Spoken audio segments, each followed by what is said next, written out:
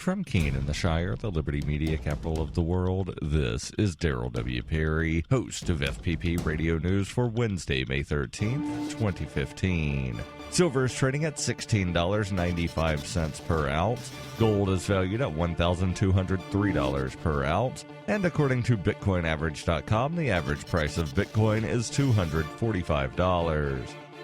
Antiwar.com reports 6 weeks into their aerial campaign, and after 48 hours of severe escalation, Saudi Arabia has announced a temporary halt to their airstrikes against Yemen, the beginning of what they say will be a 5-day humanitarian pause. There is skepticism, but also a lot of hope among Yemeni civilians who are hoping their cities won't be bombed over the next few days, and hoping even more that the Saudi naval blockade will begin allowing humanitarian aid into the country. While fighting picked up, particularly along the border in the hours leading up to the 11 p.m. deadline, residents of Yemeni cities have reported no incidents in the first couple of hours since. Saudi military commanders say that despite the pause, they will continue overflights of Yemen for surveillance purposes and will resume strikes if they believe the Houthis are violating the terms of the deal, which includes that none of their troops move for the next 5 days.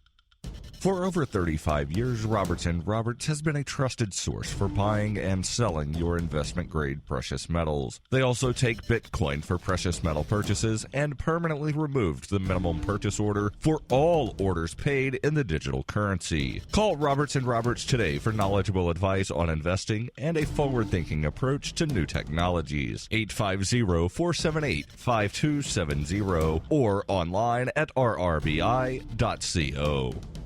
UPI reports a 7.3 magnitude earthquake struck Nepal on Tuesday, just weeks after another earthquake devastated parts of the nation and killed more than 8,000 people. At least 37 people were killed and more than 1,000 injured in the town of Chatara by the latest earthquake. At least 17 also died in India and 1 in Tibet. A 6.3 magnitude aftershock followed shortly after Tuesday's quake. The earthquake occurred about 50 miles east of Kathmandu, the country's capital. The latest quake struck at a depth of 9 miles, and Nepal is still recovering from the magnitude 7.8 earthquake that struck the central part of the country on April 25th, leading to thousands of deaths and 17,000 injured. The effects of the latest quake were felt in Kathmandu, but there were no reports of significant damage there. The Save the Children charity said teams were assessing the impact on buildings that had already been damaged and told USA Today it's a terrifying time for the hundreds of thousands of children and families who lost everything in the April 25th earthquake. Meanwhile, a U.S. Marines helicopter conducted disaster relief missions in Nepal went missing on Tuesday.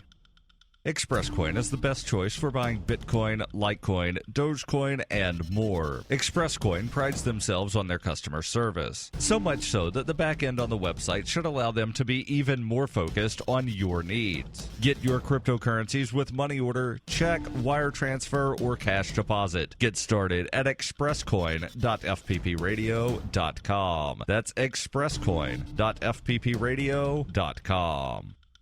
Reuters reports Texas on Tuesday executed a man convicted of murdering his girlfriend, her mother, and grandfather in their Houston home in 2002 as he took revenge on the family for trying to cut off his relationship with the daughter. Derek Charles was announced dead at 6:36 p.m. Central Time after receiving a lethal injection at the state's death chamber in Huntsville, according to prison officials. Charles, who strangled all three, was the 525th inmate executed in Texas since the U.S. Supreme Court reinstated the death penalty in 1976, with the state accounting for 37% of all executions in the country during the time. The U.S. Supreme Court denied a petition seeking to halt the execution. Lawyers for Charles had argued that he was mentally incompetent and could not legally be subject to capital punishment. At the time of the crime, Charles was 19 and out on parole for burglary. Prosecutors said he sought revenge on Brenda Bennett because she was trying to stop her underage daughter, Maisha, from having sex with Charles. Charles hid in the family home and first beat Obie Bennett with a lamp and trophies. The grandfather was found in the kitchen with an electrical cord around his neck, according to prosecutors and the Texas Attorney General. He then waited for Brenda and Maisha to come home.